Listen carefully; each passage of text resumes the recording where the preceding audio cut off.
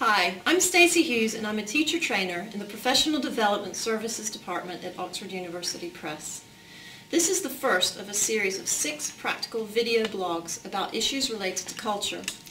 With each vlog there's also a handout with an activity you can use in class. I'm doing these vlogs to help teachers discover some ways to introduce culture into the classroom. Let's start this series with a couple of questions. What is culture and why teach culture? Let's start with the first question. If you ask students to think about what culture is, you get answers like this. These are all elements of culture, and some of these elements of culture are easy to observe, but others go deeper. So deep, in fact, that we may not even recognize them ourselves. They're largely unconscious. For example, I feel strongly that women should have the opportunity to work after having children. Underlying this are values related to personal freedom, roles, and responsibilities. Other people might feel strongly that women should stay at home with their children. And someone with this view might find out that I'm a working mother and think that I must be a terrible parent for not staying at home with my children. It's at this deeper level of culture that culture clashes can happen. But through discussion and understanding, we can begin to understand why people behave as they do. This leads to the second question. Why teach culture? Well, there are lots of answers to that question.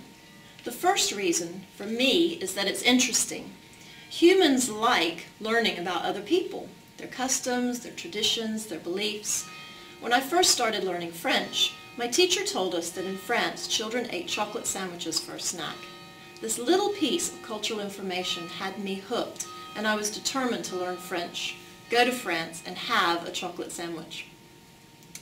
Learning about culture and language together can be really motivating to students, which is why so many teachers and students in course books and courses introduce information about British and American culture. But we also need to learn about world cultures, and this leads me to my second reason. We all live on the same planet, and we need to understand each other in order to get along. What better place to learn about other cultures than in the language classroom? A lot of the time, we are in class with students of different nationalities, so it makes sense to exploit this resource and even ourselves as resources. But even if we're in a monolingual classroom, we can find ways to extend topics from the book or course to include culture. Another reason that learning about culture, our own culture and others' culture, is to increase our world knowledge. And the knowledge makes us better able to form educated decisions and educated opinions about what's going on in the world. This can also help with exams. The final reason I want to mention is that studying culture can help us understand the impact of our own culturally induced behavior on others.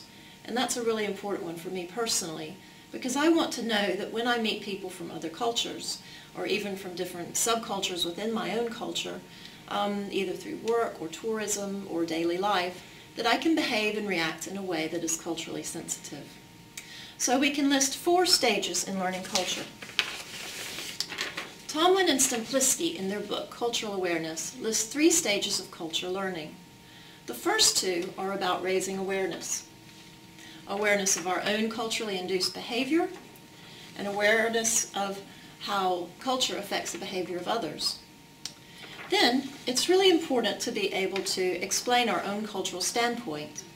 And to this list, I've added acceptance of other people's cultural views as an important step towards being able to interact and communicate about culture with people from other cultures. Well, I hope that you found this blog useful. And don't forget to download your handout with suggestions and ready-made activities that you can use in class to introduce the idea of culture. In my next vlog, I'll be talking about an aspect of culture that all teachers encounter, classroom culture. I hope to see you next time.